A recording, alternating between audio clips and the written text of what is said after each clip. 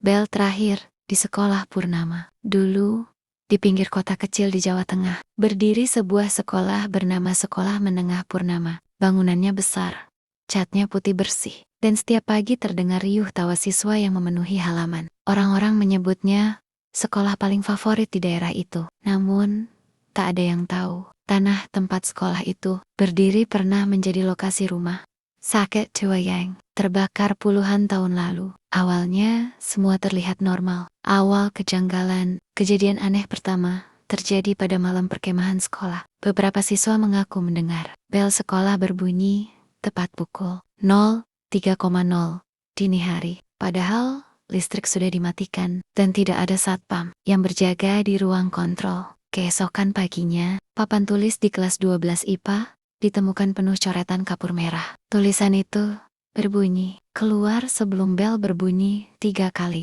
Tidak ada yang mengaku menulisnya. Guru menganggap itu ulah iseng siswa. Tapi sejak hari itu, suasana berubah. Koridor yang berbisik. Beberapa minggu kemudian, siswa mulai mendengar suara langkah di koridor. Lantai 2 setiap sore, setelah jam pelajaran selesai. Langkah itu berat, seperti seseorang menyeret kaki, padahal lantai 2 sudah lama dikunci karena renovasi. Seorang siswa bernama Arga memberanikan diri memeriksa. Ia naik sendirian ke lantai 2 menjelang maghrib. Teman-temannya menunggu di bawah. 15 menit berlalu. Tiba-tiba terdengar bel berbunyi 3 kali, dan disusul teriakan panjang Arga yang membuat semua siswa lari ketakutan. Ketika guru dan satpam naik ke atas, Arga ditemukan pingsan di ujung lorong. Wajahnya pucat, matanya terbuka lebar, seolah melihat sesuatu yang tak terlihat orang lain. Sejak hari itu, Arga tidak pernah berbicara lagi. Ia hanya menggambar satu hal berulang-ulang di buku kosongnya. Sosok tinggi berambut panjang berdiri di bawah lampu lorong yang berkedip. Korban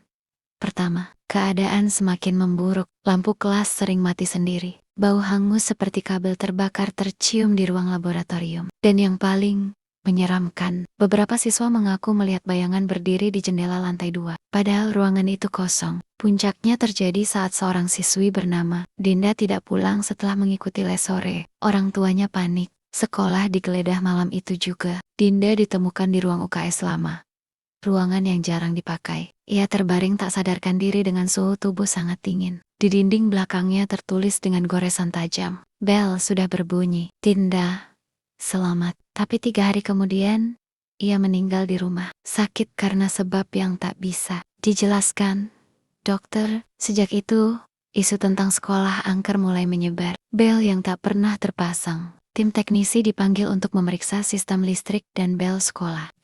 Bel yang sering berbunyi jam 3 pagi itu tidak terhubung ke sumber listrik manapun. Kabelnya putus, mesin tuanya sudah berkarat dan tak mungkin aktif. Tapi setiap malam, warga sekitar masih mendengar bunyi itu.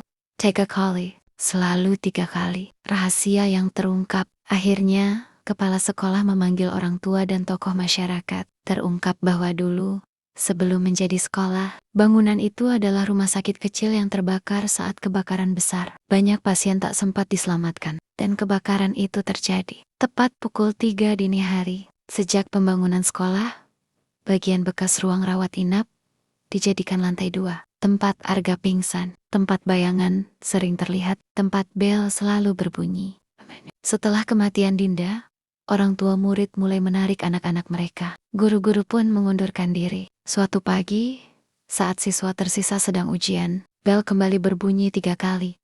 Lebih keras dari biasanya. Lampu-lampu meledak satu persatu. Beberapa siswa pingsan, dan seorang guru ditemukan tak bernyawa di ruang guru. Wajahnya menghadap ke arah koridor lantai 2. Hari itu juga, pemerintah daerah memutuskan menutup sekolah menengah Purnama. Gerbangnya dikunci rapat, papan namanya dicopot, bangunannya dibiarkan kosong. Hingga sekarang, rumput liar tumbuh tinggi menutupi halaman. Jendela pecah, cat mengelupas. Tapi warga sekitar bersumpah, setiap tanggal yang sama dengan hari kebakaran puluhan tahun lalu, tepat pukul 3 pagi, masih terdengar bel berbunyi 3 kali. Dan jika ada yang cukup nekat mendekat, mereka mengaku melihat sosok berdiri di jendela lantai 2, seolah sekolah itu belum benar-benar ditutup.